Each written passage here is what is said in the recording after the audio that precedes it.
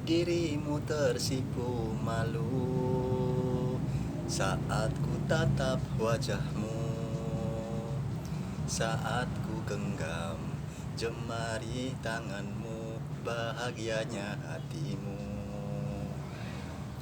Walaupun kau tahu cinta kasihku terbagi, namun engkau tak kuasa lupakan diriku karena engkau cinta. Entah apa kau tak tahu, dirimu jadi membisu saat ku genggam jemari tanganmu, bahagianya hatimu. Selamat sore teman-teman. Jumpa lagi dalam channel saya Firman Aditya 37. Pada sore hari ini saya akan memberikan tentang tutorial tentang pembukuan atau akuntansi ya, pembukuan akuntansi dasar, akuntansi sederhana. Ibaratnya micro teaching ya, latihan suatu saat ketika teman-teman akan mengajari adik kelas atau para siswa tentang ilmu pengetahuan sosial mapel akuntansi ya, mungkin secara garis besar pada dasarnya itu prinsip adalah rumusnya, patokan rumusnya adalah harta sama dengan utang plus modal. Harta sama dengan utang ditambah modal. Jadinya atau rumus terapan atau rumus turunannya yaitu harta sama saja dengan aktiva ya. Harta atau aktiva sama dengan utang atau kewajiban plus modal. Nanti juga modal bisa digantikan dengan pendapatan dan beban kayak gitu.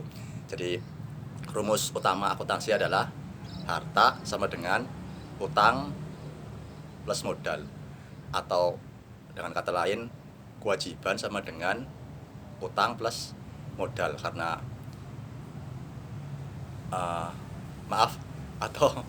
atau dengan kata lain aktiva sama dengan utang plus modal ya, karena nama lain dari harta itu adalah aktiva.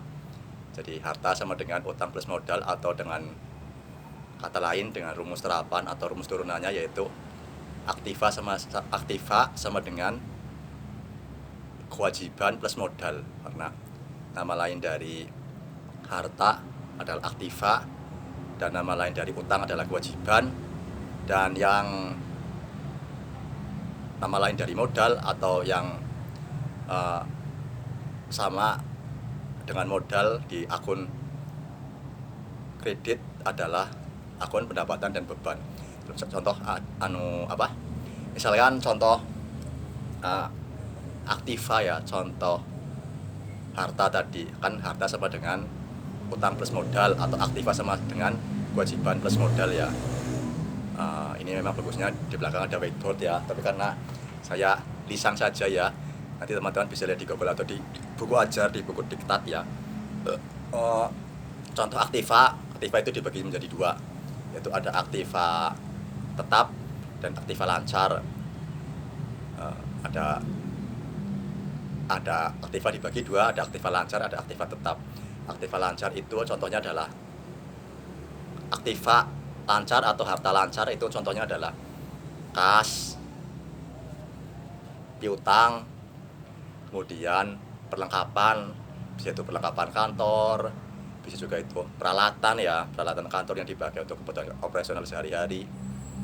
Kemudian ada juga misalkan tadi contoh aktiva lancar ya, sekarang contoh aktiva tetap, misalkan bangunan ataupun kendaraan, ataupun kalau nama itunya kantor lah, gedungnya itu yaitu namanya aktiva tetap. Kemudian contoh aktiva atau contoh harta lancar dan harta tetap ya. Dan contoh tadi kan harta sama dengan utang plus modal. Contoh utang adalah bisa itu utang gaji pegawai ya, maksudnya utang lancar. Maksudnya utang lancar itu utang dagang, misalkan perusahaan kita membeli barang tapi belum donasi, itu maksudnya utang. Kemudian bisa juga dengan tadi misalkan utang obligasi atau utang saham dividen ya bagi yang perusahaan besar, misalkan PT yang menerbitkan saham supaya nanti sahamnya dibelikan ada arus masuk ya. Bisa juga kita yang menerbitkan, misalkan bisa kita yang beli ataupun kita yang jual gitu. Dan tadi harta sama dengan utang plus modal. Contohnya modal adalah ketika saya pemilik perusahaan menaruhkan kas sebagai modal awal ya, kas sebagai modal awal itu masuknya ke modal. Bisa juga ketika ada tambahan pendapatan atau penghasilan dari perusahaan atau dari PT CV kita yang misalkan kita perusahaan jasa reparasi, misalkan kita habis menyelesaikan servis kemudian ada yang membayar, itu masuk ke pendapatan gitu. Kemudian ada juga misalkan contohnya pendapatan yang diperoleh dari pendapatan bunga, misalkan kita kas kita didepositokan ke bank kan akan mendapat tambahan kas, yaitu masuknya pendapatan ke akun kredit. Jadi ketika tadi tadi harta sama dengan utang plus modal atau aktiva sama dengan kewajiban plus modal ya. Berarti ketika harta atau kas bertambah itu masuknya kolom debit. Ketika harta atau aktiva berkurang itu masuknya akun kredit. Dan ketika utang bertambah masuknya akun debit. Dan ketika utang berkurang masuknya akun kredit. Begitu juga ketika modal bertambah masuknya akun kredit, ketika modal berkurang masuknya akun debit. Kemudian sama juga dengan pendapatan dan beban. Jika pendapatan atau penghasilan bertambah masuknya akun, ditulisnya di akun kolom sebelah debit. Ketika penghasilan atau pendapatan berkurang maksudnya ke akun debit. Begitu juga dengan beban-beban biaya-biaya operasional perusahaan, misalkan biaya listrik, biaya air, paham ya, biaya kemudian biaya penyusutan peralatan, kemudian biaya gaji dan lain-lain. Karena peralatan kantor seperti misal contoh mesin fotokopi kendaraan kan contohnya mesin fotokopi komputer dan kendaraan kan semakin hari semakin tahun nilainya semakin menyusut, nilai jualnya semakin berkurang, karena estimasi sih ada barangnya semakin menurun, dipakai terus kan semakin mutunya menurun, kemampuannya menurun, sehingga daya nilai guna atau nilai jualnya semakin rendah. Itu namanya biaya penyusutan peralatan ya. Kemudian contohnya kendaraan juga yang kita pakai sehari-hari, motor mobil semakin sering dipakai dalam jangka waktu yang lama kan ada penyusutan atau dan misalkan semakin berkurang nilainya ketika dijual.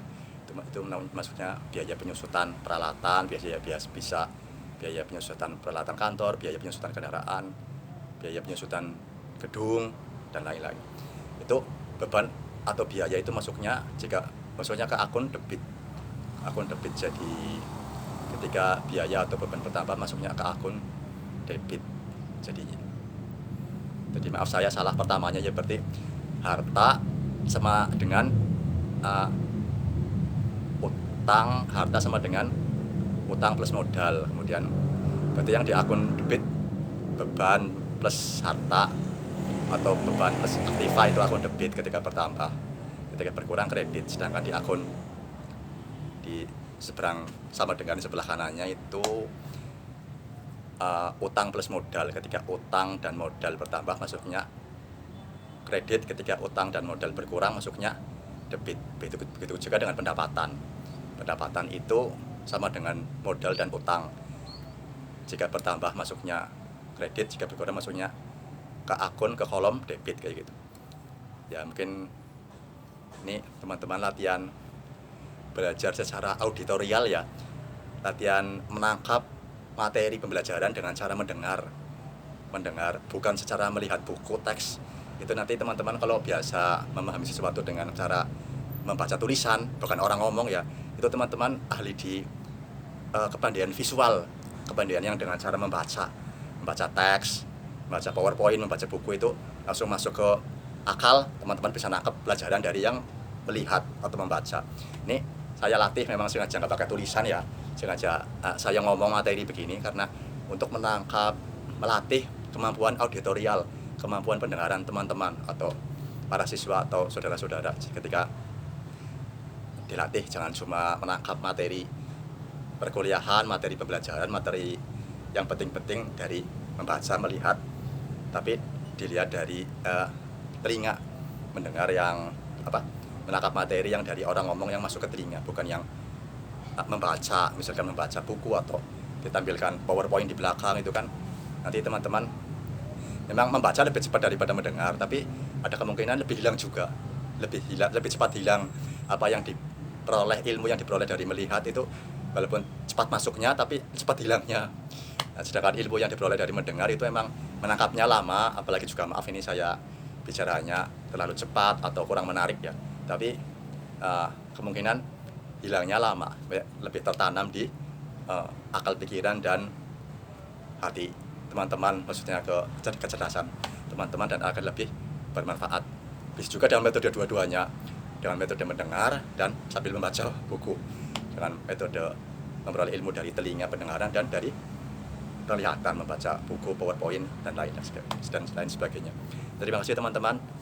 Jangan lupa subscribe channel saya Firman Aditya 37. Semoga bermanfaat di akhir pekan ini teman-teman. Sukses dan bahagia selalu. Terima kasih. Salam.